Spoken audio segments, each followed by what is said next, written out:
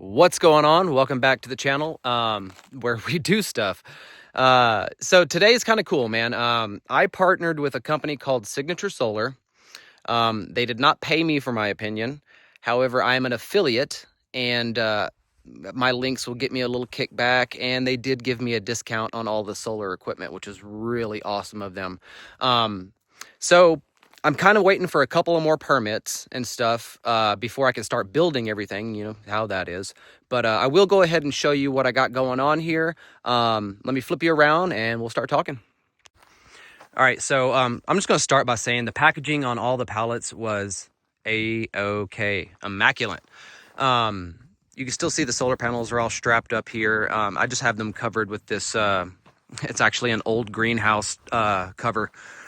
But so I got these here now, but I went ahead and I undid the pallets for the batteries, the inverters, and wire and miscellaneous items. That's back in the shed in the back, and I'll take you back there and I'll show you that in a second. But I just wanted to go ahead and show you the solar panels. So this pallet is 32 solar panels. It is the Vikram Prexios. I may have messed that up. I don't know. Let me know down in the comments below. But it's a 375 watt bifacial solar panel, and they're 120 split cell. Smoking deal on these things. They are really nice. Now, they're sold out on the website, though. I've noticed on Signature Solar's website, they do so much business that their solar panel turnover rate's got to be about every month and a half or 2 months or so. So they are sold out of these, but they've got plenty of other options back there. All right, I'm going to cover this back up, and we're going to go to the back, and we're going to talk about the rest of the stuff. All right, this is about the fourth time I've tried to film this. All right, so this is for the miscellaneous wire and bits here. So I've got 300 foot of the red and 300 foot of the black PV wire here. That is pure copper. It's 10 gauge. It actually has the MC4 connectors on the end for you there already. That's 1 gauge wiring there. That's red and black. There's 2 sets of it for both of the inverters. Okay. And then I've got 2 quick disconnects here for the solar array, and they are 4-pole 2-string, and a little bit of a communication cable there. Let's go to the next box. All right, so here's one of the inverters here. The other one's I'm just gonna leave it in the box. I mean, it's the same thing. So I got 2 of the 6000 XP EG4 inverters here. Now I'm off grid, like off grid. There's no power lines around here at all. I mean, it's probably a good 10 miles to the nearest power line. So for me, I want to do redundancy. I know.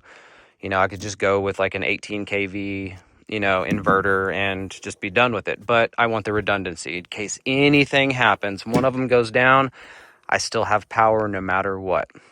Okay. Like my house, well, you can't see it over there, but it's behind my fifth wheel. My house, we ordered it, and it's a 100 amp service. So everything in the house is propane that would be like a heating element or a cooling element other than the refrigerator. And you're really not going to believe me, but that refrigerator is so efficient, I'm shocked, because I didn't think I was going to be able to run it until I got all this stuff hooked up. So I got 2 of the 6000 XPs here.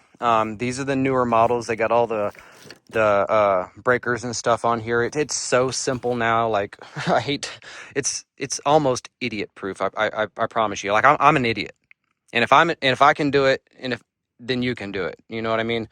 But so this is well packaged. You know, we got the communication cables in here. We got our instruction manual with some hardware there. But yeah, I cannot wait to get this hooked up. I mean, it's even got its own breaker for your battery there. Like, see, you don't need to put cutoff switches in between and the wiring or whatever. It's all handled on board here. All right, let's get a battery out. All right, so first things happens here when we open up the boxes, we got our sweet owner's manual here, or user manual, whatever you want to call it. It's the I got the EG4s, the LL-S. Say that 5 times fast. 48 volt, 100 amp hour server rack. I went with the whole server rack. So this box right here is that server rack. And I got 6 of these batteries to go inside of it. It is going to be a monster system for what I have going on. You know, I've got 12,000 watts of solar. It's bifacial, split cell for cloudy conditions. We got the server rack. So we got 600 amp hours of battery power here. It is just, and then 12,000 watts of power from the inverters. Like this is going to be a monster system. But I digress. Let's see if we can't get a look what we got going on inside. Man, this thing's packaged so tight I can barely do this one-handed. All right. Well, you're not going to be able to see much of it without me pulling it out. Let me pull it out real quick. I do suggest putting on a back brace or something if you're an old man like me, because these things are not light, y'all. They are not. So be careful handling these, okay? Okay, that took a little bit of finessing, but we got you here. Okay. All right. So this is the front of it here. You know, you got your nice display here, which I really, really wanted. Your connections for your positive and your negative over here, your on-off breaker. This thing, like this system has got everything built in. And that's one thing that I love the most about it is like you don't have to spend a crap ton of money on all of the side shit that you need. Like everything's here. You even got your communication cable that'll go between this one and the next battery. I saw something down here. What is this? Here you go. The batteries to run between the wires to run between the batteries to put them in parallel. You know, like the kit has everything, y'all. I I already have the EG4 24K solar mini split, and that thing has just blown me away. And that's why I decided to, you know, pursue further into going with more EG4 stuff. I'm just shocked. It works so well. But anyways, I digress further. So let me get this put back in the box, and then we'll walk over and I'll show you where I'm talking about, or where I'm not talking about, but where I'm thinking about putting my solar array, and I will be right back. All right, so the racking for the batteries. I wanted to go ahead and get this out so y'all could see this as well. This comes with keys. The keys are on the inside. I'm not even gonna lie to y'all. It took me about 30 seconds to figure out how to get this thing open, but it's so cool. Look, and you're like, oh, it won't open. Doop. I don't know why that's impressing me, but it is. So the metal's not like a really flimsy, cheap metal. Like this thing has weight to it. Not even kidding you, man.